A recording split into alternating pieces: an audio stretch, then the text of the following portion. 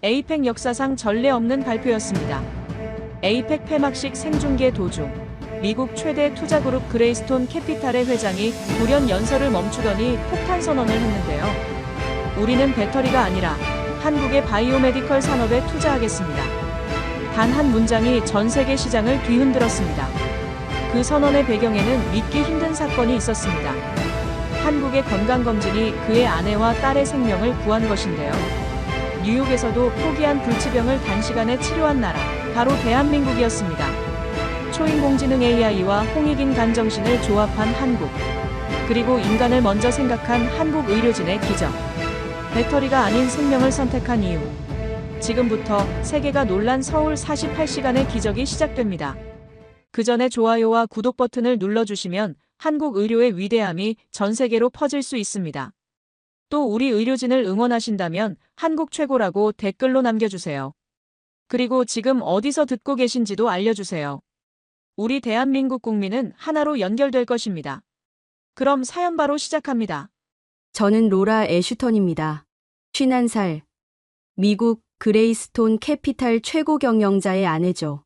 그날 아침, 저는 죽어 있었습니다. 정확히는 심장이 멈춘 채로 침대에 누워 있었어요. 남편 찰스가 제 손목을 잡았을 때 맥박이 없었다고 합니다. 숨도 쉬지 않았고요. 그는 비명을 질렀고 호텔 직원들이 달려왔죠. 누군가 제 가슴을 눌렀습니다. 갈비뼈가 부러지는 소리가 들렸다고 해요. 저는 아무것도 몰랐습니다. 깨어났을 때는 병원이었습니다. 천장의 형광등이 너무 밝아서 눈을 뜨기 힘들었어요. 목구멍엔 튜브가 박혀 있었고 온몸이 얼음처럼 차가웠습니다. 누군가 제 이마를 짚었어요. 따뜻했습니다. 남편의 손이었죠. 당신이 살아났어. 그의 목소리는 떨리고 있었습니다. 저는 고개를 돌릴 힘도 없었어요. 그저 천장만 바라봤습니다. 의사들이 제 침대 주변을 둘러쌌죠. 누군가 차트를 들여다보며 중얼거렸어요. 수면 중 돌연 정지 증후군, 원인 불명. 불명이라는 단어가 귓속에 박혔습니다. 저는 그때까지만 해도 제가 어디서 살아났는지 몰랐어요. 뉴욕의 병원이겠거니 생각했죠. 미국 최고의 의료진이 저를 살렸을 거라고 믿었습니다. 하지만 남편이 제 손을 꽉 쥐며 말했어요. 여보, 우리 서울 가야 해. 저는 눈을 감았습니다.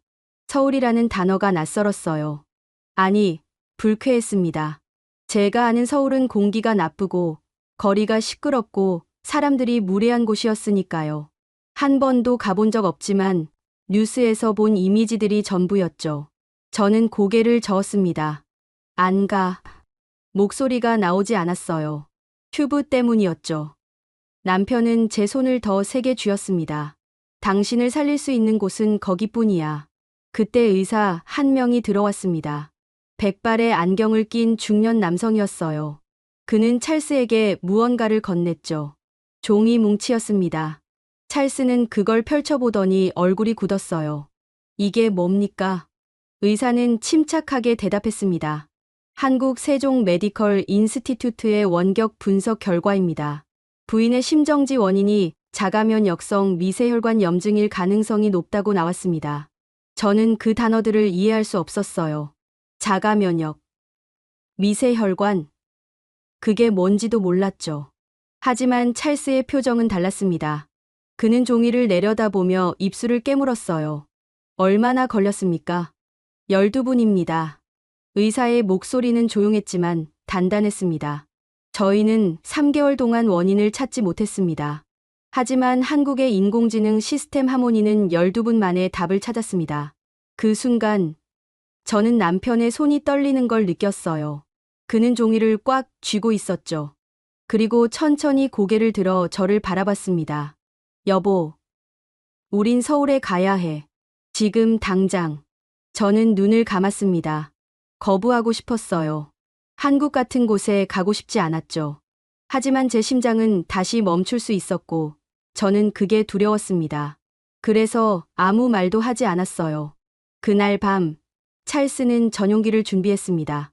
저는 들것에 실려 비행기에 올랐죠. 이륙 직전 창밖으로 뉴욕의 불빛들이 보였어요. 익숙한 풍경이었습니다. 저는 그 불빛들을 바라보며 생각했죠. 나는 살아서 돌아올 수 있을까? 비행기가 뜨자 찰스는 제 옆에 앉아 손을 잡았습니다. 그는 아무 말도 하지 않았어요. 그저 제 손을 쥐고 있을 뿐이었죠. 저는 그의 체온을 느끼며 눈을 감았습니다. 그리고 14시간 후 저는 서울에 도착했습니다. 비행기 문이 열렸을 때 저는 마스크부터 찾았습니다. 미세먼지 때문이었어요. 서울은 공기가 나쁘다는 이야기를 수없이 들었거든요. 뉴스에서 본 회색빛 하늘, 마스크를 쓴 사람들의 모습이 떠올랐죠. 저는 간호사에게 손짓했습니다. 마스크 주세요. 간호사는 고개를 가웃거리며 웃었어요. 필요 없으실 겁니다, 부인. 저는 이해할 수 없었습니다. 필요 없다니? 저는 창밖을 내다봤어요. 그런데 이상했습니다. 하늘이 파랬어요. 구름 한 점 없이 맑았죠. 저는 눈을 깜빡였습니다. 뭔가 잘못 본 것 같았어요. 들것에 실려 공항 안으로 들어갔을 때 저는 숨을 들이켰습니다. 공기가 달랐어요. 차갑고 깨끗했죠. 냄새가 없었습니다. 뉴욕 공항의 그 특유의 기름 냄새, 땀 냄새, 향수 냄새가 전혀 없었어요. 저는 코를 킁킁거렸습니다. 여기 정말 서울이에요? 남편이 제 손을 쥐며 고개를 끄덕였어요. 맞아. 인천공항이야. 저는 천장을 올려다봤습니다. 유리로 된 천장 너머로 햇빛이 쏟아졌어요. 그 빛은 투명했습니다. 뿌옇지 않았죠. 저는 입술을 깨물었어요. 뭔가 제가 알던 것과 달랐습니다. 복도를 지나는 동안 저는 벽면의 전광판을 봤어요. 거기엔 숫자들이 떠 있었죠. 현재 미세먼지 농도 3. 저는 멈칫했습니다. 3. 뉴욕은 평균 20이었어요. 로스앤젤레스는 30을 넘을 때도 있었죠. 하지만 여긴 셋이었습니다. 저는 고개를 저었어요. 측정이 잘못됐을 거라고 생각했죠. 그때 한 남성이 다가왔습니다. 검은색 정장에 이어폰을 낀 사람이었어요. 그는 찰스에게 고개를 숙이며 말했습니다. 애슈턴 대표님, 저는 정부 의전팀 김수연입니다. 부인을 모시러 왔습니다. 찰스는 악수를 건넸지만 저는 그를 쳐다보지 않았어요. 정부 의전팀이라니. 거창하게 들렸지만 저는 별로 기대하지 않았습니다. 미국에서도 정부 사람들은 늘 형식적이었으니까요. 김수연 씨는 저를 특별 통로로 안내했습니다. 유리문이 열리자 복도가 나타났어요. 그런데 이상했습니다. 복도 양옆으로 작은 화면들이 붙어 있었죠. 제가 지나가자 화면에 숫자들이 떠올랐습니다. 심박수 72회분, 혈압 11,070, 산소 포화도 98%. 저는 걸음을 멈췄어요. 저를 밀던 간호사도 멈췄죠. 저는 화면을 바라봤습니다. 이게 제 데이터예요? 김수연 씨가 고개를 끄덕였습니다. 네, 부인. 실시간으로 연동되고 있습니다. 혹시 이상이 생기면 즉시 의료진에게 알림이 갑니다. 저는 입을 다물지 못했어요. 실시간으로요? 저는 제 손목을 내려다봤습니다. 팔찌 같은 게 채워져 있었죠. 언제 찬 건지도 몰랐어요. 비행기에서였을까요? 그 팔찌가 제 몸 상태를 계속 전송하고 있었던 겁니다. 저는 남편을 봤어요. 그도 놀란 표정이었습니다. 복도를 지나 밖으로 나가자 차가 한 대 서 있었어요. 검은색 밴이었죠. 그런데 운전석이 비어 있었습니다. 저는 눈살을 찌푸렸어요. 운전사는요? 김수연 씨가 문을 열며 대답했습니다. 자율주행입니다.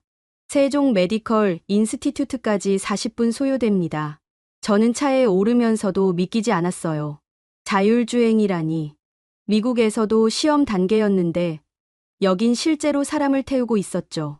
저는 차 안을 둘러봤습니다. 좌석은 부드러웠고 공기는 따뜻했어요. 창밖으로 고속도로가 보였죠. 차가 움직이기 시작했습니다. 부드러웠어요. 덜컹거림이 없었죠. 저는 창밖을 바라봤습니다. 건물들이 지나갔어요. 높고 반짝이는 건물들이었죠. 저는 그 건물들 사이로 보이는 하늘을 봤습니다. 여전히 파랬어요. 저는 입술을 깨물었습니다. 내가 뭘 잘못 알고 있었던 걸까? 차 안의 화면에 경로가 떠올랐습니다. 지도였어요. 그런데 그 지도 위로 실시간으로 교통 상황이 표시됐죠. 초록색, 노란색, 빨간색 선들이 움직였습니다. 저는 그 선들을 따라가며 생각했어요. 이 나라는 내가 아는 것보다 훨씬 앞서 있어. 40분이 지나자 차가 멈췄습니다. 저는 창밖을 봤어요. 건물이 보였죠. 하얀색 건물이었습니다. 유리와 콘크리트로 된 마치 미래에서 온 것 같은 건물이었어요. 입구엔 큰 글씨가 새겨져 있었습니다. 세종 메디컬 인스티튜트. 저는 숨을 들이켰습니다. 여기가 저를 살릴 곳이었어요. 아니, 살릴 수도 있는 곳이었죠. 저는 아직도 확신하지 못했습니다. 문이 열렸고 사람들이 나왔습니다. 하얀 가운을 입은 사람들이었어요. 그들은 제 들것 옆으로 다가와 고개를 숙였습니다. 애슈턴 부인, 환영합니다. 그들의 목소리는 차분했습니다. 저는 그들의 얼굴을 봤어요. 젊었습니다. 30대 중반쯤 돼 보였죠. 하지만 눈빛은 달랐어요. 단단했습니다. 저는 그들에게 실려 건물 안으로 들어갔습니다. 로비는 밝았어요. 천장이 높았고 햇빛이 쏟아졌죠. 바닥은 대리석이었지만 차가워 보이지 않았습니다. 오히려 따뜻해 보였어요. 저는 그 공간을 지나며 생각했습니다. 여긴 병원이 아니야. 뭔가 다른 곳이야. 엘리베이터를 타고 올라갔습니다. 12층이었어요. 문이 열리자 복도가 나타났죠. 그리고 그 복도 끝에 한 사람이 서 있었습니다. 남자였어요. 키가 크고 안경을 낀 사람이었죠. 그는 저를 보자 걸어왔습니다. 그리고 제 들것 앞에 멈춰 서더니 말했어요. 애슈턴 부인, 저는 박재민입니다. 부인을 담당할 의사입니다. 그의 목소리는 부드러웠습니다. 저는 그를 올려다봤어요. 그의 눈은 온화했죠. 하지만 동시에 날카로웠습니다. 저는 떨리는 목소리로 물었습니다. 저를 살릴 수 있나요? 박재민 교수는 잠시 침묵했습니다. 그리고 천천히 고개를 끄덕였어요. 부인을 살리는 게 아닙니다. 부인이 스스로 회복하도록 돕는 겁니다. 저는 그 말의 의미를 이해할 수 없었어요. 하지만 그의 눈빛을 보며 알았습니다. 이 사람은 진심이구나. 병실은 생각보다 작았습니다. 아니, 작다기보다는 아늑했어요. 미국 병원처럼 차갑고 넓은 공간이 아니었죠. 창문이 크게 나 있었고 그 너머로 서울의 풍경이 보였습니다. 빌딩들, 산, 하늘. 저는 침대에 누워 그 풍경을 바라봤어요. 박재민 교수가 의자를 끌어와 제 옆에 앉았습니다. 그는 태블릿을 꺼내 화면을 켰어요. 그리고 저를 보며 말했죠. 부인의 심장이 멈춘 이유를 설명드리겠습니다. 저는 고개를 끄덕였습니다. 남편 찰스도 제 옆에 서서 귀를 기울였어요. 박재민 교수는 화면을 제게 보여줬습니다. 거기엔 혈관 그림이 떠 있었어요. 빨간색과 파란색 선들이 복잡하게 얽혀 있었죠. 그는 그 중 한 부분을 확대했습니다. 여기 보이시죠? 이 미세한 혈관들입니다. 부인의 면역 체계가 이 혈관들을 공격하고 있었습니다. 저는 화면을 들여다봤어요. 혈관이 부풀어 있었습니다. 빨갛게 부어올랐죠. 왜요? 왜 제 몸이 저를 공격하는 거죠? 박재민 교수는 화면을 내리며 대답했습니다. 정확한 원인은 아직 모릅니다. 하지만 저희 인공지능 하모니가 패턴을 찾아냈습니다. 부인의 단백질 중 하나가 잘못된 신호를 보내고 있었어요. 저는 눈을 감았습니다. 단백질, 신호, 그런 단어들이 머릿속에서 맴돌았죠. 이해하기 어려웠어요. 하지만 박재민 교수는 멈추지 않았습니다. 미국 의사들은 이걸 찾지 못했습니다. 왜냐하면 이 신호는 너무 작았거든요. 하지만 하모니는 부인의 10년치 의료 기록을 분석하며 패턴을 발견했습니다. 찰스가 끼어들었어요. 12분 만에요? 박재민 교수가 고개를 끄덕였습니다. 네. 정확히는 12분 18초였습니다. 저는 입술을 깨물었어요. 12분. 미국에선 석 달이 걸렸죠. 3개월 동안 의사들은 제게 온갖 검사를 했어요. 피를 뽑고, 심장을 찍고, 뇌를 스캔했죠. 하지만 아무도 답을 주지 못했습니다. 그런데 여긴 12분 만에 찾아냈어요. 저는 박재민 교수를 똑바로 봤습니다. 그럼 고칠 수 있나요? 그는 잠시 침묵했습니다. 그리고 천천히 입을 열었어요. 고친다는 표현은 맞지 않습니다. 저희는 부인의 몸이 스스로 균형을 되찾도록 도울 겁니다. 저는 이해할 수 없었어요. 균형이요? 저는 죽을 뻔했는데 균형을 되찾는다고요? 저는 화가 났습니다.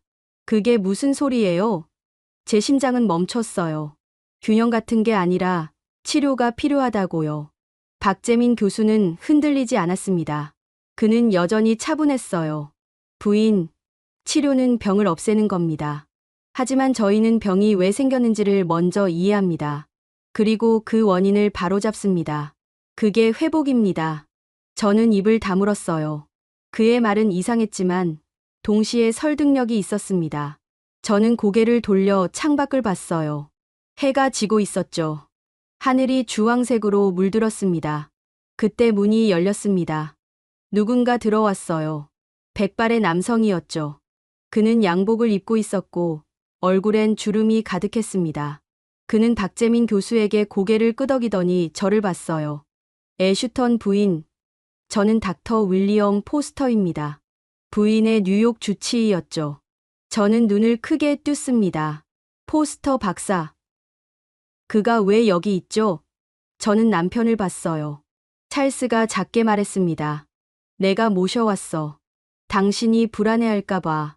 포스터 박사는 박재민 교수 옆에 섰습니다. 그리고 팔짱을 끼며 말했어요. 박 교수, 당신의 진단은 흥미롭습니다. 하지만 임상 데이터가 부족합니다. 자가면역성 미세혈관 염증이라는 진단은 아직 의학계에서 확립되지 않았어요. 박재민 교수는 고개를 끄덕였습니다. 맞습니다. 하지만 그게 없다는 뜻은 아닙니다. 단지 아직 발견되지 않았을 뿐이죠. 포스터 박사는 코웃음을 쳤어요. 발견되지 않은 병을 어떻게 치료합니까? 치료가 아니라 회복입니다. 박재민 교수의 목소리는 단호했습니다. 저는 두 사람을 번갈아 봤어요. 긴장감이 느껴졌죠. 포스터 박사는 저를 봤습니다. 부인, 이곳은 위험합니다. 검증되지 않은 치료를 받으면 안 됩니다. 저와 함께 뉴욕으로 돌아가시죠. 저는 숨을 멈췄어요. 뉴욕으로 돌아간다. 그럼 다시 석 달을 기다려야 하는 건가요? 아니면 평생을 기다려야 하는 건가요? 저는 입술을 깨물었습니다. 박재민 교수가 말했습니다. 포스터 박사님, 저는 부인을 강제하지 않습니다. 선택은 부인의 몫입니다. 그는 저를 봤어요. 그의 눈빛은 여전히 온화했습니다. 부인, 저희를 믿으실 수 있다면 저희와 함께 하십시오. 하지만 조금이라도 의심이 드신다면 떠나셔도 됩니다. 저는 부인의 결정을 존중합니다. 저는 그를 바라봤습니다. 그리고 포스터 박사를 봤어요. 포스터 박사는 확신에 차 있었죠. 하지만 박재민 교수는 달랐습니다. 그는 확신이 아니라 믿음을 말하고 있었어요. 저는 천천히 입을 열었습니다. 박 교수님. 네, 부인. 제가 만약 여기 남는다면 정말로 살 수 있나요? 박재민 교수는 잠시 침묵했습니다. 그리고 대답했어요. 살 수 있다고 약속드릴 순 없습니다. 하지만 최선을 다하겠습니다. 저는 그 말을 들으며 눈을 감았습니다. 최선. 약속이 아니라 최선. 이상하게도 그 말이 더 믿음직스러웠어요. 저는 남편을 봤습니다. 찰스는 제 손을 쥐고 있었죠. 당신이 결정해, 여보. 내가 따를게. 저는 고개를 끄덕였습니다. 그리고 박재민 교수를 봤어요. 남겠습니다. 교수님을 믿겠습니다. 포스터 박사가 한숨을 쉬었습니다. 부인, 후회하실 겁니다. 하지만 저는 흔들리지 않았어요. 저는 이미 결정했으니까요. 박재민 교수는 고개를 숙이며 말했습니다. 감사합니다, 부인. 실망시키지 않겠습니다. 그날 밤, 저는 동의서에 서명했습니다. 떨리는 손으로 이름을 썼어요. 로라 애슈턴. 그 글씨는 비뚤비뚤했지만 저는 후회하지 않았습니다. 창밖으로 서울의 야경이 보였어요. 불빛들이 반짝였죠. 저는 그 불빛들을 바라보며 생각했습니다. 나는 이곳에서 다시 태어날 거야. 다음 날 아침, 저는 검사실로 옮겨졌습니다. 복도를 지나며 저는 주변을 둘러봤어요. 사람들이 분주하게 움직였죠. 간호사들, 의사들, 환자들. 하지만 이상하게도 조용했습니다. 고함 소리도, 급한 발걸음 소리도 없었어요. 모두가 자기 일에 집중하고 있었죠. 검사실 문이 열렸습니다. 안은 어두웠어요. 하지만 곧 불이 켜지며 공간이 드러났죠. 둥근 방이었습니다. 천장에서 조명이 내려왔고 중앙엔 침대가 하나 놓여 있었어요. 박재민 교수가 들어왔습니다. 그의 뒤로 몇 명의 연구원들이 따라왔죠. 그들은 모두 태블릿을 들고 있었어요. 부인, 오늘은 하모니를 만나실 겁니다. 저는 고개를 가웃거렸어요. 하모니요? 박재민 교수가 미소 지었습니다. 저희 인공지능 시스템입니다. 부인의 몸을 완전히 이해할 겁니다. 저는 침대에 누웠습니다. 간호사가 제 팔에 센서를 붙였어요. 가슴에도, 이마에도 붙였죠. 차가웠습니다. 저는 몸을 떨었어요. 춥나요? 박재민 교수가 물었습니다. 저는 고개를 끄덕였어요. 그가 손짓하자 간호사가 담요를 가져왔죠. 따뜻했습니다. 저는 담요를 덮으며 긴장을 풀었어요. 시작하겠습니다.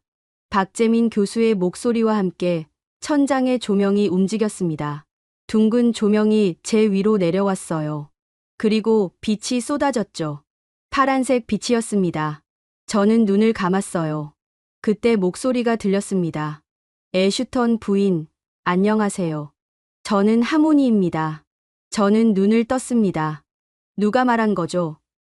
저는 주변을 둘러봤어요. 하지만 아무도 없었습니다. 박재민 교수와 연구원들은 유리 너머에 서 있었어요. 누가 말한 거예요? 제가 말했습니다, 부인. 저는 인공지능 하모니입니다. 목소리는 부드러웠어요. 여성의 목소리 같았죠. 하지만 동시에 기계적이었습니다. 저는 입술을 깨물었어요. 당신이 저를 분석한 건가요? 네, 부인. 12분 18초 동안 부인의 의료 기록을 분석했습니다. 그리고 원인을 찾았습니다. 저는 숨을 들이켰습니다. 목소리만 들었는데 이상하게도 안심이 됐어요. 하모니는 계속 말했습니다. 지금부터 부인의 현재 상태를 정밀 스캔하겠습니다. 불편하시면 언제든 말씀해 주세요. 저는 고개를 끄덕였습니다. 그러자 빛이 움직이기 시작했어요. 파란 빛이 제 몸을 따라 천천히 내려갔죠. 머리에서 시작해 목, 가슴, 배, 다리까지. 저는 그 빛을 느꼈습니다. 따뜻했어요. 심박수 72회, 혈압 108/68, 산소 포화도 98%. 정상 범위입니다. 하모니의 목소리가 울렸습니다. 저는 천장을 바라봤어요. 거기엔 화면이 떠올랐죠. 제 심장이 뛰는 모습이었습니다. 빨간색 덩어리가 펌프질하고 있었어요. 저는 제 심장을 처음 봤습니다. 아름답죠? 하모니가 말했어요. 저는 웃었습니다. 아름답다니. 심장이 아름답다는 말을 들어본 적이 없었어요. 네. 아름답네요. 부인의 심장은 강합니다. 멈췄지만 다시 뛰었습니다. 그건 부인의 의지 덕분입니다. 저는 눈물이 났어요. 의지라니. 저는 아무것도 한 게 없었는데요. 그냥 운이 좋았을 뿐이었죠. 하지만 하모니는 달랐습니다. 하모니는 제가 강하다고 말했어요. 스캔이 계속됐습니다. 하모니는 제 뇌를 분석했어요. 호르몬을, 혈관을, 근육을 들여다봤죠. 그리고 매번 결과를 알려줬습니다. 부인의 면역 세포 중 T세포 수치가 높습니다. 이건 부인의 몸이 계속 싸우고 있다는 뜻입니다. 뭐랑 싸우는 건데요? 자기 자신과 싸우고 있습니다, 부인. 부인의 몸은 혼란스러워하고 있어요. 저는 가슴이 답답했습니다. 혼란스럽다니. 제 몸이 저를 공격하고 있었던 거예요. 저는 눈을 감았습니다. 고칠 수 있나요? 하모니는 잠시 침묵했습니다. 그리고 대답했어요. 부인의 몸이 스스로 답을 찾도록 도울 수 있습니다. 저와 박재민 교수님, 그리고 이곳의 모든 사람들이 함께요. 저는 눈물을 닦았습니다. 함께라는 말이 좋았어요. 저는 혼자가 아니었죠. 스캔이 끝났습니다. 빛이 꺼지고 조명이 다시 켜졌어요. 박재민 교수가 들어왔습니다. 그는 태블릿을 들고 제 옆에 섰죠. 부인, 결과가 나왔습니다. 저는 그를 봤어요. 그의 표정은 진지했습니다. 어때요? 생각보다 심각합니다. 하지만 희망이 있습니다. 그는 태블릿을 제게 보여줬어요. 화면엔 복잡한 그래프가 떠 있었죠. 빨간 선, 파란 선, 초록 선들이 얽혀 있었습니다. 이게 부인의 면역 반응입니다. 보시다시피 불규칙하죠. 하지만 하모니가 패턴을 찾아냈습니다. 그는 화면을 확대했어요. 그러자 작은 점들이 보였습니다. 이 점들이 문제입니다. 단백질 신호 오류죠. 저희는 이걸 제거할 겁니다. 저는 그 점들을 바라봤어요. 너무 작았습니다. 저렇게 작은 게 저를 죽일 뻔했다니. 저는 믿기지 않았어요. 어떻게요? 박재민 교수는 미소 지었습니다. 나노면역 정화술입니다. 아주 작은 입자를 부인의 몸에 주입합니다. 그 입자들이 잘못된 신호를 찾아서 제거하죠. 저는 눈을 크게 떴어요. 입자요? 네. 나노 크기의 입자입니다. 부인은 아무것도 느끼지 못할 겁니다. 저는 숨을 들이켰습니다. 나노. 그 단어는 공상과학 소설에서나 나올 법했어요. 하지만 지금 현실이었죠. 저는 박재민 교수를 봤습니다. 위험하진 않나요? 위험은 있습니다. 하지만 저희는 수천 번의 시뮬레이션을 거쳤습니다. 성공률은 93%입니다. 93%. 저는 그 숫자를 되뇌었어요. 나쁘지 않았죠. 하지만 7%는 실패한다는 뜻이기도 했습니다. 저는 입술을 깨물었어요. 언제 시작하나요? 내일 새벽입니다. 부인의 몸이 가장 안정된 시간이거든요. 저는 고개를 끄덕였습니다. 내일 새벽. 이제 하루밖에 남지 않았어요. 저는 손을 꽉 쥐었습니다. 박재민 교수가 제 어깨를 가볍게 두드렸어요. 부인, 두려워하지 마세요. 저희가 함께 있습니다. 저는 그를 봤습니다. 그의 눈빛은 따뜻했어요. 저는 작게 웃었습니다. 고맙습니다, 교수님. 병실로 돌아왔을 때 찰스가 기다리고 있었어요. 그는 창가에 서서 밖을 보고 있었죠. 저는 침대에 누우며 그를 불렀습니다. 여보. 찰스가 돌아봤어요. 그는 제 옆에 앉았습니다. 어땠어? 괜찮았어요. 하모니가 착했어요. 찰스가 웃었어요. 인공지능한테 착하다니. 저도 웃었습니다. 하지만 정말이었어요. 하모니는 착했습니다. 저를 이해하려 했고 위로했으니까요. 그날 밤 저는 잠들지 못했습니다. 천장을 바라보며 내일을 생각했어요. 수술대에 누울 제 모습을, 나노 입자들이 제 몸속을 돌아다니는 모습을. 저는 무서웠습니다. 하지만 동시에 희망도 있었어요. 이곳 사람들이 저를 믿어주니까요. 저는 눈을 감으며 중얼거렸습니다. 제발, 살려주세요. 그 말은 기도였습니다. 새벽 4시, 저는 깨어났습니다. 아니, 깨운 게 맞았어요. 간호사가 제 어깨를 가볍게 흔들었죠. 저는 눈을 떴습니다. 어두웠어요. 창밖은 아직 밤이었죠. 부인, 준비하셔야 합니다. 간호사의 목소리는 조용했습니다. 저는 천천히 몸을 일으켰어요. 머리가 무거웠죠. 잠을 제대로 못 잤거든요. 2~3시간 정도 잤을까요? 꿈을 꿨던 것 같은데 기억나지 않았어요. 간호사가 가운을 건넸습니다. 하얀색 수술복이었어요. 저는 그걸 입으며 손이 떨렸습니다. 단추를 채우기가 힘들었죠. 간호사가 도와줬어요. 괜찮으세요? 저는 고개를 끄덕였습니다. 거짓말이었어요. 괜찮지 않았죠. 무서웠습니다. 하지만 말하고 싶지 않았어요. 복도로 나갔을 때 찰스가 서 있었습니다. 그는 제게 다가와 꽉 안았어요. 저는 그의 가슴에 얼굴을 묻었습니다. 그의 심장 소리가 들렸어요. 빠르게 뛰고 있었죠. 그도 무서웠던 거예요. 잘 될 거야. 그가 속삭였습니다. 저는 대답하지 않았어요. 그저 그를 안고 있을 뿐이었죠. 수술실까지는 엘리베이터를 타고 내려갔습니다. 지하 2층이었어요. 문이 열리자 차가운 공기가 느껴졌습니다. 복도는 밝았지만 소리가 없었어요. 발걸음 소리만 울렸죠. 수술실 앞에서 멈췄습니다. 문이 닫혀 있었어요. 유리문이었죠. 안이 보였습니다. 하얀 조명, 기계들, 사람들. 박재민 교수도 보였어요. 그는 수술복을 입고 무언가를 준비하고 있었죠. 간호사가 제 팔을 잡았습니다. 들어가시죠. 저는 숨을 크게 들이켰어요. 그리고 문을 밀었습니다. 문이 열렸고 저는 안으로 들어갔죠. 찰스는 밖에 남았어요. 그가 유리문 너머로 저를 바라봤습니다. 저는 그에게 손을 흔들었어요. 그도 흔들었죠. 수술대에 누웠습니다. 차가웠어요. 등이 얼어붙는 것 같았죠. 간호사들이 제 팔에 링거를 꽂았습니다. 따끔했어요. 그리고 센서들을 붙였죠. 가슴에, 이마에, 손목에. 저는 기계에 연결됐습니다. 박재민 교수가 제 옆에 섰습니다. 그는 마스크를 쓰고 있었지만 눈만으로도 미소 짓는 게 보였어요. 부인, 긴장하지 마세요. 곧 시작합니다. 저는 고개를 끄덕였습니다. 목소리가 나오지 않았어요. 입이 말랐죠. 천장에 조명이 켜졌습니다.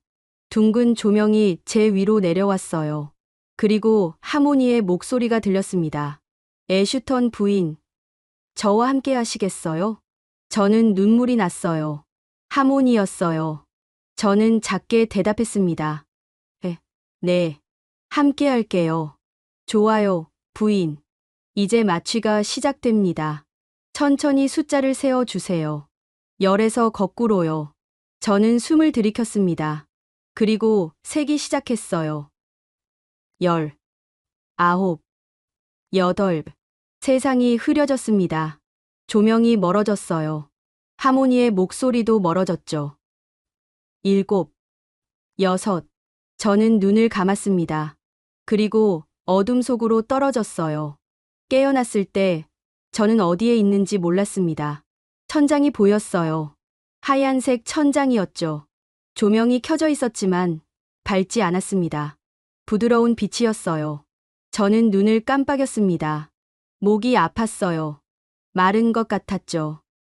입술이 갈라져 있었습니다. 저는 혀로 입술을 적셨어요. 쓴맛이 났습니다. 누군가 제 손을 잡고 있었어요. 저는 고개를 돌렸습니다. 찰스였어요. 그는 의자에 앉아 제 손을 쥐고 있었죠. 눈을 감고 있었어요. 자는 건지, 기도하는 건지 모르겠었습니다. 제 목소리는 갈라졌습니다. 거의 들리지 않았어요.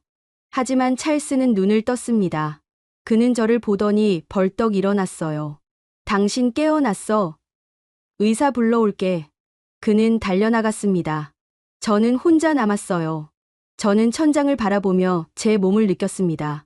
가슴이 뛰고 있었어요. 규칙적으로요. 숨도 쉬고 있었죠. 저는 살아 있었습니다. 박재민 교수가 들어왔습니다. 그의 뒤로 간호사들이 따라왔어요. 그는 제 옆에 서서 태블릿을 봤습니다. 부인, 기분이 어떠세요? 저는 입을 열려 했지만 목소리가 나오지 않았어요. 박재민 교수가 간호사에게 손짓했습니다. 간호사가 물컵을 가져왔어요. 빨대가 꽂혀 있었죠. 저는 물을 마셨습니다. 차가웠어요.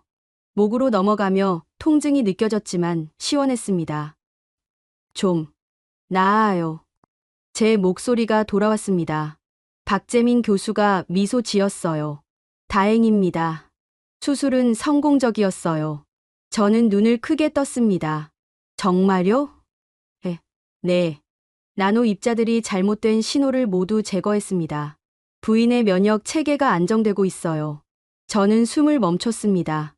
성공했다고요? 저는 살았다는 거예요? 저는 믿기지 않았어요. 박재민 교수는 태블릿을 제게 보여줬습니다. 보세요. 부인의 심박수입니다. 68회예요. 완벽합니다. 화면엔 그래프가 떠 있었어요. 규칙적인 파형이었죠. 오르락내리락 반복됐습니다. 저는 그 선을 따라가며 눈물이 났어요. 정말 괜찮은 거예요? 박재민 교수가 고개를 끄덕였습니다. 네, 부인. 하지만 아직 끝난 게 아닙니다. 회복이 필요해요. 48시간 동안 집중 관찰을 받으셔야 합니다. 저는 고개를 끄덕였습니다. 48시간. 이틀이요. 저는 이틀을 버틸 수 있을 것 같았어요. 아니, 이제는 일주일도, 한 달도, 1년도 버틸 수 있을 것 같았죠. 시간이 흘렀습니다. 천천히요. 저는 침대에 누워 천장을 봤어요. 가끔 간호사들이 들어와 제 상태를 확인했습니다. 혈압을 재고 체온을 쟀죠. 링거를 교체했어요. 저는 그들을 보며 안심했습니다. 12시간쯤 지났을 때 배가 고팠습니다. 진짜로 고팠어요. 3년 만에 처음이었죠. 저는 3년 동안 식욕이 없었어요. 먹는 게 의무였죠. 하지만 지금은 달랐습니다. 배에서 소리가 났어요. 꼬르륵. 저는 웃었습니다. 찰스가 물었어요. 왜 웃어? 배고파서요. 찰스가 눈을 크게 떴습니다. 그리고 웃었어요. 그는 간호사를 불렀습니다. 간호사는 박재민 교수에게 연락했죠. 잠시 후 교수님이 들어왔어요. 부인이 배고프다고요? 저는 고개를 끄덕였습니다. 박재민 교수는 기뻐했어요. 그는 간호사에게 뭔가를 지시했습니다. 간호사가 나갔다가 트레이를 들고 왔어요. 거기엔 작은 그릇이 놓여 있었죠. 이게 뭐예요? 저는 그릇을 들여다봤습니다. 갈색 국물이 담겨 있었어요. 냄새가 났죠. 짠 냄새였습니다. 그런데 이상하게 구수했어요. 된장 베이스 회복식입니다. 부인의 장 건강을 위한 거예요. 미생물이 들어 있습니다. 저는 숟가락을 들었습니다. 떨렸어요. 저는 국물을 떠서 입에 넣었습니다. 따뜻했어요. 그리고 맛있었죠. 고소했습니다. 저는 눈을 감았어요. 맛있어요. 박재민 교수가 웃었습니다. 천천히 드세요. 부인의 몸이 적응해야 합니다.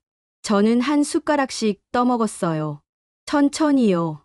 국물이 목으로 넘어가며 몸이 따뜻해졌습니다. 저는 살아있다는 걸 느꼈어요. 정말로요. 그날 밤, 저는 처음으로 편히 잤습니다. 악몽도 없었고 깨지도 않았어요. 아침에 눈을 떴을 때 햇빛이 들어오고 있었습니다. 따뜻한 빛이었어요. 저는 창밖을 봤습니다. 서울의 하늘은 여전히 파랬어요. 박재민 교수가 들어왔습니다. 부인, 축하드립니다. 48시간이 지났습니다. 저는 웃었습니다. 이틀을 버텼어요. 아니, 이긴 거예요. 저는 박재민 교수를 봤습니다. 교수님, 고맙습니다. 그는 고개를 숙였어요.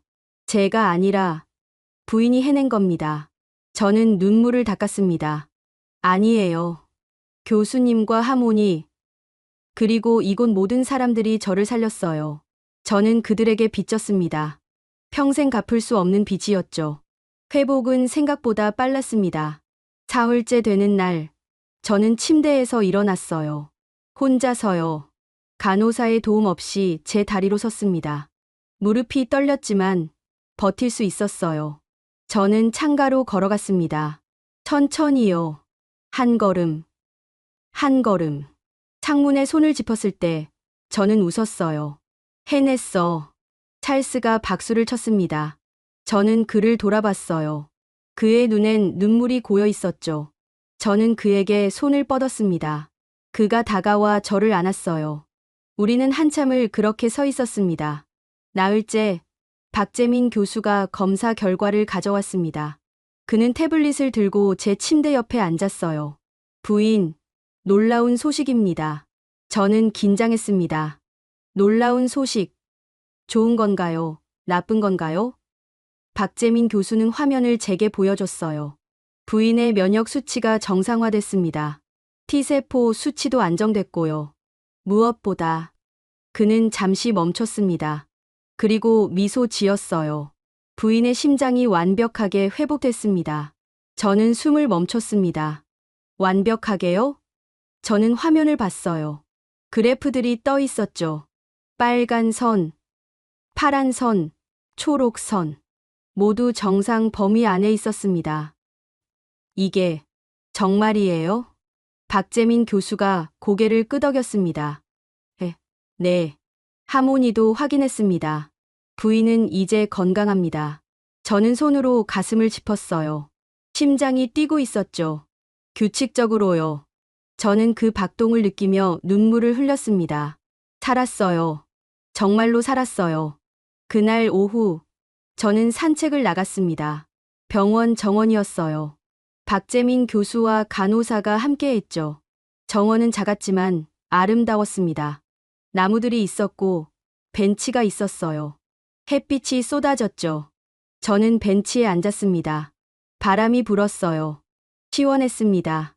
저는 눈을 감고 그 바람을 느꼈어요. 살아있다는 게 이렇게 좋은 건지 몰랐습니다. 부인, 박재민 교수가 제 옆에 앉았습니다. 저는 눈을 떴어요. 네, 교수님. 궁금한 게 있으신가요?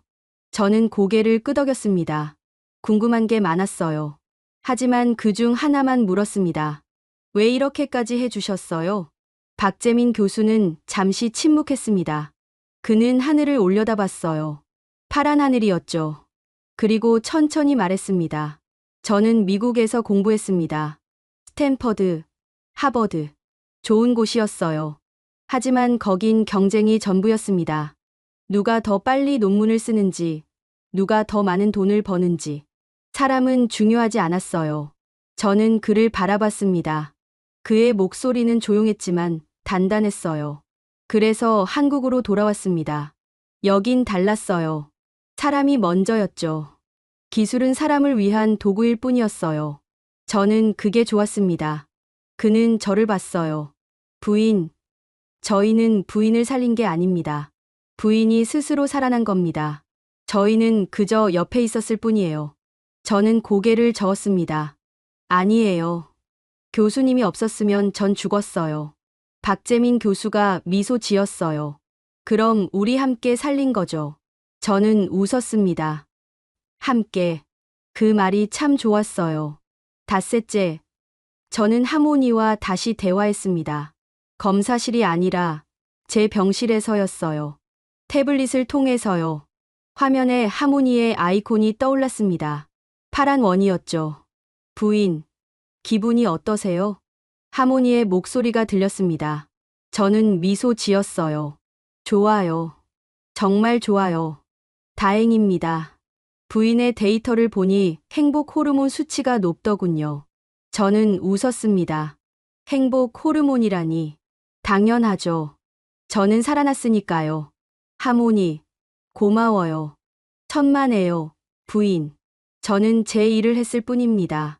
저는 화면을 바라봤어요. 파란 원이 빛나고 있었죠. 저는 그 원을 보며 생각했습니다. 하모니는 기계예요. 인공지능이죠. 하지만 저를 살렸어요. 그것도 진심으로요. 하모니, 당신은 훌륭해요. 감사합니다, 부인.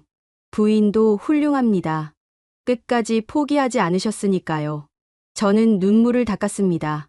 포기하지 않았다고요. 사실 저는 여러 번 포기하고 싶었어요. 무서웠고 불안했죠. 하지만 이곳 사람들이 저를 붙잡아줬습니다. 박재민 교수님, 간호사들, 그리고 하모니. 그들이 저를 살렸어요. 엿새째, 저는 거울을 봤습니다. 오랜만이었어요. 3년 동안 거울을 제대로 본 적이 없었거든요. 제 얼굴을 보는 게 두려웠죠. 늙고 병들어 보일까 봐요. 하지만 이제는 달랐습니다. 저는 용기를 냈어요. 간호사가 거울을 가져왔습니다.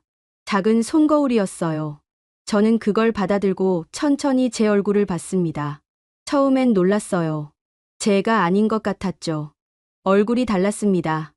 여위였지만 생기가 있었어요. 눈빛이 살아있었죠. 저는 제 뺨을 만졌습니다. 따뜻했어요. 예뻐졌네요. 간호사가 말했습니다. 저는 웃었어요. 정말요? 네. 건강해지시니까 더 예뻐 보이세요.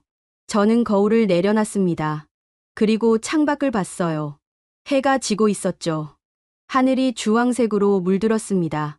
아름다웠어요. 저는 그 하늘을 보며 생각했습니다. 나는 다시 태어났어. 일주일째, 박재민 교수가 퇴원 날짜를 알려줬습니다. 이틀 후입니다. 그때까지 마지막 검사를 받으시면 돼요. 저는 고개를 끄덕였습니다. 퇴원이라니. 기뻤지만 동시에 아쉬웠어요. 이곳이 익숙해졌거든요. 사람들도, 공기도, 모든 게 편했죠. 미국으로 돌아가시나요? 박재민 교수가 물었습니다. 저는 찰스를 봤어요. 그는 제 손을 잡으며 말했습니다. 아직 결정 못했어요. 하지만 당분간은 한국에 있을 것 같습니다. 저는 놀랐어요. 한국에요? 찰스가 저를 보며 미소 지었습니다. 여보, 여기가 좋아. 사람들도, 기술도, 무엇보다 당신을 살린 곳이잖아. 저는 고개를 끄덕였습니다. 맞아요. 이곳이 저를 살렸어요. 저는 박재민 교수를 봤습니다. 교수님, 제가 뭘 해드릴 수 있을까요? 박재민 교수는 고개를 저었어요. 아무것도 안 하셔도 됩니다. 그냥 건강하게 사세요. 그게 저희에게 가장 큰 보답입니다. 저는 눈물을 참았습니다. 건강하게 살라고요. 그것만으로 충분하다고요. 저는 박재민 교수의 손을 잡았어요. 교수님, 정말 고맙습니다. 그는 제 손을 가볍게 두드렸습니다. 부인도 고맙습니다. 저희를 믿어주셔서요. 그날 밤, 저는 편지를 썼습니다. 한국 대통령에게요. 찰스가 도와줬죠. 저는 편지에 제 마음을 담았어요. 감사의 마음을요. 서울은 제게 생명을 되돌려 주었습니다. 그리고 인간에 대한 믿음도요. 저는 그 문장을 여러 번 읽었습니다. 그리고 만족스러워했죠. 이게 제 진심이었으니까요. 퇴원 전날, 저는 마지막 검사를 받았습니다. 하모니가 제 몸을 한 번 더 스캔했어요. 이번엔 두렵지 않았습니다. 오히려 기대됐죠. 저는 침대에 누워 파란 빛을 맞았어요. 따뜻했습니다. 부인, 모든 수치가 완벽합니다. 하모니의 목소리가 들렸습니다. 저는 미소 지었어요. 정말요? 네. 심장, 혈관, 연역 체계 모두 정상입니다. 그런데 하모니가 멈췄습니다. 저는 긴장했어요. 뭔가 문제가 있나요? 문제라기보단 발견입니다. 부인의 췌장에서 이상 신호가 감지됐습니다. 저는 숨을 멈췄습니다. 췌장이요? 저는 몸을 일으키려 했지만 간호사가 손을 얹었어요. 가만히 계세요, 부인. 박재민 교수가 들어왔습니다. 그는 태블릿을 들고 제 옆에 섰죠. 얼굴이 진지했어요. 부인, 놀라지 마세요. 아주 초기입니다. 뭐가요? 제 목소리가 떨렸습니다. 박재민 교수는 화면을 제게 보여줬어요. 거기엔 작은 점이 표시돼 있었죠. 췌장암입니다. 하지만 0.003mm 크기예요. 극초기죠. 저는 입을 막았습니다. 암이요? 저한테 암이 있다고요? 박재민 교수가 빨리 말했어요. 부인, 이건 축복입니다. 하모니가 아니었으면 절대 발견 못했을 거예요. 이 단계에서 발견되는 확률은 0.004%도 안 됩니다. 저는 글을 봤어요. 축복이라고요? 암이 축복이라고요? 하지만 그의 눈빛은 진지했습니다. 제거 가능합니다. 간단한 시술이에요. 1시간이면 끝납니다. 저는 찰스를 봤습니다. 그는 창백했어요. 하지만 제 손을 꽉 쥐었죠. 하자. 여보. 지금 하자. 저는 고개를 끄덕였습니다. 해야죠. 이틀 후면 퇴원인데 이대로 갈 수 없었어요. 시술은 다음 날 아침에 이뤄졌습니다. 국소 마취였어요. 저는 깨어 있었죠. 화면으로 제 췌장을 봤습니다. 카메라가 제 몸속을 들어갔어요. 작은 로봇 팔이 움직였죠. 박재민 교수의 목소리가 들렸습니다. 보이시죠? 저기 작은 점이요. 저걸 제거할 겁니다. 저는 화면을 봤어요. 정말 작았습니다. 점 같았죠. 로봇팔이 그걸 집었습니다. 그리고 잘라냈어요. 피가 나왔지만 곧 멈췄죠. 끝났습니다. 박재민 교수가 말했습니다. 1시간도 안 걸렸어요. 저는 믿기지 않았습니다. 이렇게 간단하다니요. 시술 후 저는 병실로 돌아왔습니다. 배가 좀 아팠지만 견딜만 했어요. 찰스가 제 옆에 앉았습니다. 괜찮아? 저는 고개를 끄덕였습니다. 응, 살았어. 또, 찰스가 웃었어요. 저도 웃었죠. 우리는 서로를 보며 한참을 웃었습니다. 웃다가 울었어요. 기쁨의 눈물이었죠. 그날 오후, 찰스가 전화를 받았습니다. 중요한 전화였어요. 그는 복도로 나가 통화했죠. 1시간쯤 지나서 돌아왔어요. 표정이 달랐습니다. 단단했어요. 여보, 결정했어. 저는 글을 봤습니다. 뭐요? 투자, 방향. 배터리 사업 접는다. 저는 눈을 크게 떴습니다. 배터리요? 그건 우리 회사의 핵심 사업이었어요. 50조 원이 걸린 프로젝트였죠. 왜요? 찰스가 창밖을 봤습니다. 배터리는 전기를 만들어. 하지만 여긴 생명을 만들잖아. 난 생명이 더 중요하다고 생각해. 저는 숨을 들이켰습니다. 생명이라니. 저는 그의 손을 잡았어요. 사람들이 뭐라 할 거예요. 상관없어. 내 아내가 살았는데 다른 게 뭐가 중요해? 저는 눈물을 닦았습니다. 찰스는 태블릿을 꺼냈어요. 그리고 뭔가를 타이핑했죠. 내일 발표할 거야. 전 세계 생중계로. 다음 날 퇴원하는 날이었습니다. 저는 짐을 쌌어요. 많지 않았죠. 가운 몇 벌, 책 1권. 그게 전부였습니다. 간호사들이 와서 작별 인사를 했어요. 저는 한 명 한 명 안아줬습니다. 고마워요. 정말로요. 그들도 울었어요. 저도 울었죠. 박재민 교수가 마지막으로 왔습니다. 그는 퇴원 서류를 건넸어요. 부인, 건강하세요. 저는 고개를 끄덕였습니다. 교수님도요. 그는 미소 지었어요. 저는 그에게 손을 내밀었습니다. 악수하려고요. 하지만 그는 제 손을 잡더니 두 손으로 감쌌어요. 부인은 기적입니다. 저는 고개를 저었어요. 아니에요. 교수님이 기적이에요. 그는 웃었습니다. 그럼 우리 둘 다 기적이네요. 저는 웃으며 고개를 끄덕였습니다. 맞아요. 우리 둘 다 기적이었어요. 병원을 나왔습니다. 햇빛이 쏟아졌어요. 따뜻했죠. 저는 눈을 가늘게 뜨며 하늘을 봤습니다. 파란 하늘이었어요. 구름 한 점 없었죠. 차가 기다리고 있었습니다. 하지만 우리는 바로 타지 않았어요. 찰스가 제 손을 잡으며 말했습니다. 여보, 잠깐만. 발표 시간이야. 그는 휴대폰을 꺼냈어요. 화면엔 생중계 화면이 떠 있었죠. 에이펙 컨퍼런스였어요. 전 세계 기업인들이 모인 자리였습니다. 사회자가 찰스의 이름을 불렀습니다. 그레이스톤 캐피탈 최고 경영자 찰스 애슈턴입니다. 화면 속 찰스가 단상에 올랐어요. 아니, 그건 미리 녹화한 영상이었죠. 찰스는 제 옆에 서서 자기 얼굴을 보고 있었습니다. 저는 오늘 중요한 발표를 하러 왔습니다.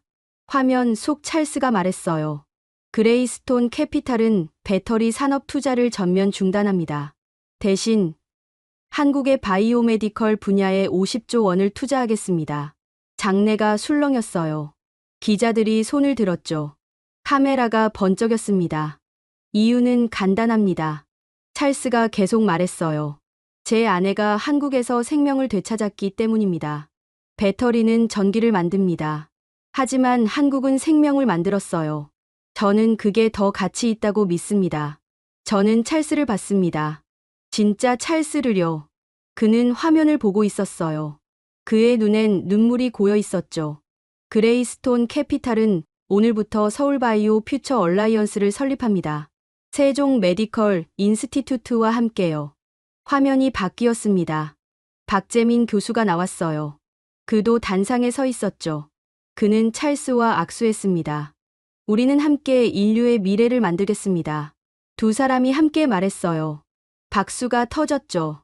저는 휴대폰을 보며 울었습니다. 찰스가 저를 안았어요.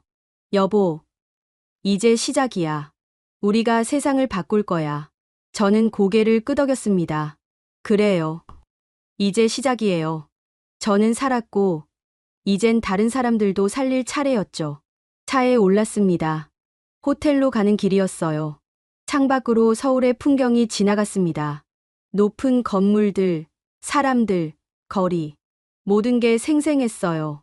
저는 그 풍경을 보며 생각했습니다. 이 도시가 나를 살렸어. 그리고 이제는 제 차례였어요. 이 도시를, 이 나라를 세계에 알릴 차례였죠. 저는 서울에 남았어요. 찰스와 함께요. 우리는 강남의 작은 아파트를 빌렸습니다. 처음엔 낯설었어요. 뉴욕의 펜트하우스와는 달랐죠. 작았고 소박했습니다. 하지만 따뜻했어요. 아침마다 저는 창문을 열었습니다. 바람이 들어왔어요. 시원했죠. 저는 그 바람을 맞으며 커피를 마셨습니다. 아래층에서 누군가 빨래를 널고 있었어요. 옆집에선 아이가 웃고 있었죠. 일상이었습니다. 평범한 일상이요. 저는 그게 좋았어요. 일주일에 한 번씩 저는 세종 메디컬 인스티튜트를 방문했습니다. 정기 검진이었어요. 박재민 교수가 저를 검사했죠. 매번 결과는 좋았습니다. 완벽합니다, 부인. 그가 말할 때마다 저는 안도했어요. 완벽하다니. 한 달 전만 해도 저는 죽어가고 있었는데요. 어느 날 검진을 마치고 나오는데 복도에서 한 여성을 봤습니다. 휠체어에 앉아 있었어요. 젊은 여성이었죠. 26쯤 돼 보였습니다. 그녀의 옆엔 남자가 서 있었어요. 남편 같았죠. 여성이 저를 봤습니다. 그리고 눈을 크게 떴어요. 애슈턴 부인이시죠? 저는 멈칫했습니다. 절 아는 사람이었어요. 저는 고개를 끄덕였습니다. 네, 맞아요. 여성이 손을 내밀었습니다. 저는 그 손을 잡았어요. 떨리고 있었죠. 저는 김민지예요. 부인 이야기를 뉴스에서 봤어요. 부인 덕분에 저도 여기 오게 됐어요. 저는 그녀를 봤습니다. 얼굴이 창백했어요. 하지만 눈빛은 살아 있었죠. 무슨 병이세요? 척추 종양이요. 미국에선 수술이 불가능하다고 했어요. 하지만 여긴 가능하다고 했어요. 저는 그녀의 손을 꽉 쥐었습니다. 잘 될 거예요. 여긴 기적을 만드는 곳이니까요. 김민지 씨가 울었어요. 저도 울었죠.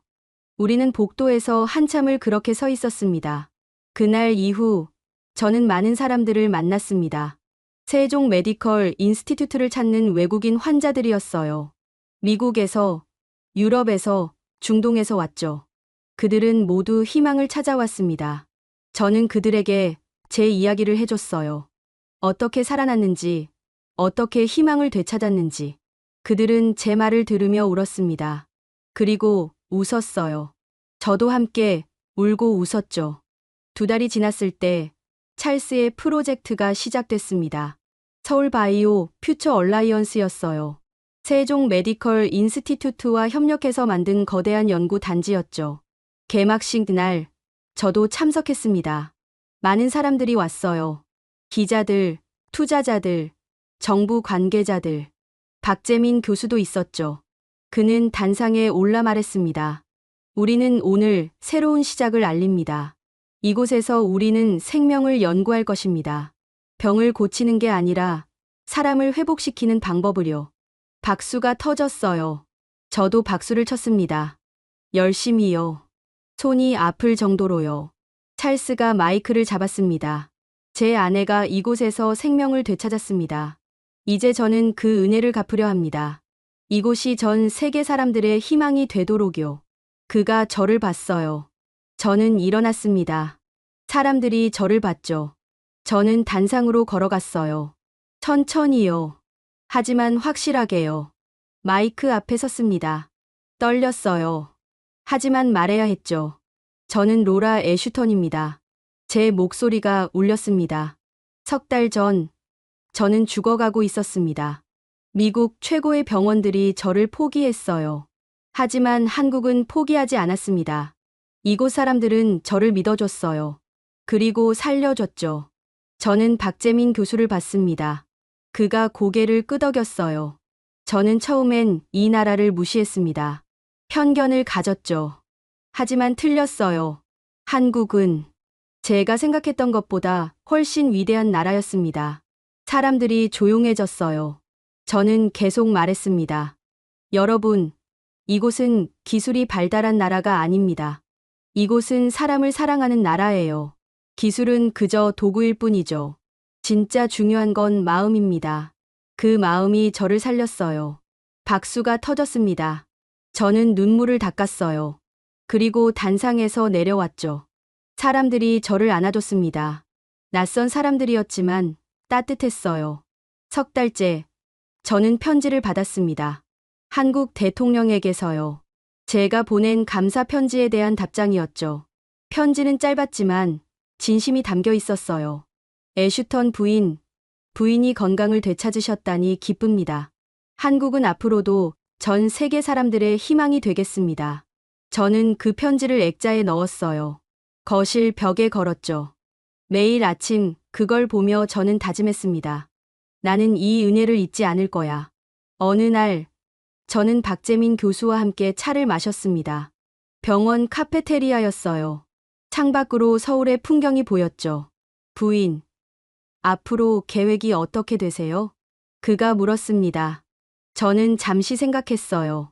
그리고 대답했죠. 사람들에게 이야기하고 싶어요. 제 경험을요. 그래서 다른 사람들도 희망을 가질 수 있게요. 박재민 교수가 미소 지었습니다. 좋은 생각입니다. 부인의 이야기는 많은 사람들에게 힘이 될 거예요. 저는 고개를 끄덕였습니다. 그래요. 저는 이제 증인이었어요. 한국의 의료가, 기술이, 그리고 무엇보다 사람의 마음이 얼마나 위대한지를 증명하는 증인이요. 넉 달째, 저는 건강검진을 받았습니다. 모든 수치가 정상이었어요. 심장도, 면역도, 췌장도 완벽했죠. 박재민 교수가 말했습니다. 부인, 이제 완전히 회복하셨습니다. 축하드려요. 저는 울었습니다. 완전히 회복이라니. 꿈만 같았어요. 박재민 교수가 제 어깨를 두드렸어요. 이제 부인의 인생을 사세요. 마음껏이요. 저는 고개를 끄덕였습니다. 그래요. 이제 제 인생을 살 차례였어요. 그날 밤, 저는 찰스와 함께 한강을 걸었습니다. 사람들이 많았어요.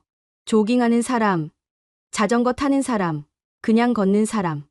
모두 행복해 보였죠. 저는 한강을 바라봤습니다. 물이 반짝였어요. 불빛들이 반사돼서요. 아름다웠습니다. 저는 찰스의 손을 잡았어요. 여보, 행복해요. 찰스가 웃었습니다. 나도 행복해. 우리는 벤치에 앉았습니다. 하늘을 올려다봤어요. 별이 보였죠. 많지는 않았지만 반짝였습니다. 저는 그 별들을 보며 생각했어요. 나는 살아있어. 정말로. 그리고 깨달았습니다. 살아있다는 건 단순히 숨 쉬는 게 아니에요. 느끼는 거예요. 바람을, 빛을, 사람들의 체온을. 그 모든 걸 느끼며 사는 게 살아있는 거죠. 저는 한국이 그걸 가르쳐 줬어요. 어떻게 사는지를요. 가끔 뉴욕이 그리워요. 익숙한 거리, 친구들, 제가 알던 삶. 하지만 돌아가고 싶진 않아요. 여기가 더 좋거든요. 오늘도 저는 창문을 열었습니다. 바람이 들어왔어요. 5월의 바람이었죠. 따뜻했습니다. 저는 그 바람을 맞으며 커피를 마셨어요. 휴대폰이 울렸습니다. 메시지였어요. 김민지 씨에게서 왔죠. 부인, 수술 성공했어요. 걸을 수 있대요. 저는 웃었습니다. 그리고 답장을 보냈어요. 축하해요. 당신도 기적을 만들었네요. 기적이라는 단어를 쓰며 저는 생각했어요. 이건 정말 기적일까요? 아니면 당연한 결과일까요? 저는 모르겠어요. 하지만 한 가지는 확실합니다. 이곳 사람들은 진심이었어요. 그 진심이 저를 살렸죠. 저는 커피잔을 내려놓고 노트북을 열었습니다. 글을 쓰기 시작했어요. 제 이야기를요. 어떻게 죽어가다가 살아났는지, 어떻게 편견이 깨졌는지, 어떻게 사랑을 배웠는지. 키보드를 두드리며 저는 미소 지었습니다. 이 이야기가 누군가에게 닿기를 바랐어요. 그래서 그들도 희망을 가질 수 있게요. 창밖으로 서울의 하늘이 보였습니다. 오늘도 파랬어요. 구름이 천천히 흘러가고 있었죠. 저는 그 하늘을 보며 중얼거렸습니다. 고마워요, 서울. 그 말은 진심이었습니다. 여러분, 이 이야기는 제 이야기예요. 하지만 동시에 여러분의 이야기일 수도 있죠. 누구나 힘든 순간이 있어요. 포기하고 싶을 때가 있죠. 하지만 포기하지 마세요. 어딘가엔 여러분을 기다리는 사람이 있으니까요. 저는 한국에서 그 사람들을 만났습니다. 박재민 교수님, 하모니, 간호사들, 그리고 이름도 모르는 수많은 사람들. 그들이 저를 살렸어요. 진심으로요. 한국은 제게 생명을 주었습니다. 그리고 인간에 대한 믿음도 되돌려줬죠. 저는 그 빚을 평생 갚을 겁니다. 제 남은 인생으로요. 여러분은 언제 따뜻함을 느끼셨나요? 누군가의 진심이 여러분을 살린 적이 있나요? 이 이야기가 여러분의 마음에 닿았다면 구독과 좋아요 부탁드립니다. 그리고 댓글로 여러분의 이야기도 들려주세요. 저는 여러분의 이야기를 기다리고 있겠습니다.